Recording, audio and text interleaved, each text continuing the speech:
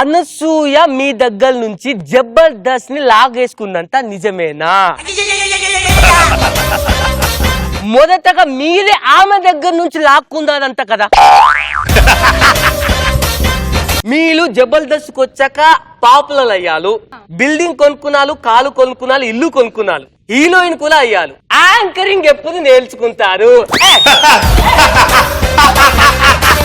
మీరు మాట్లాడుతుంటే మీ నోట్లోంచి వర్షపు తినుకులు నా ముఖం మీద పడుతున్నాయి.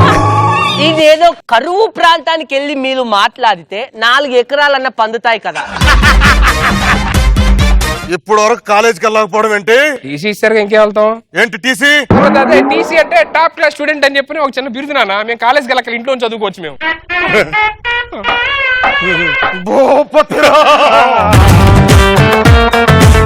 వచ్చి ఎంతసేపు అయింది? ఎలా ఉన్నారు నాన్నగారు అడగవేంటి?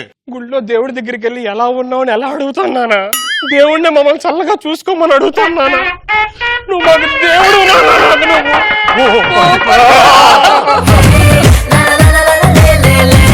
పటాస్ ప్రకాశ్ ని ఓదార్చడానికి బయలుదేరిన నాగబాబు గారు, రోజా గారు.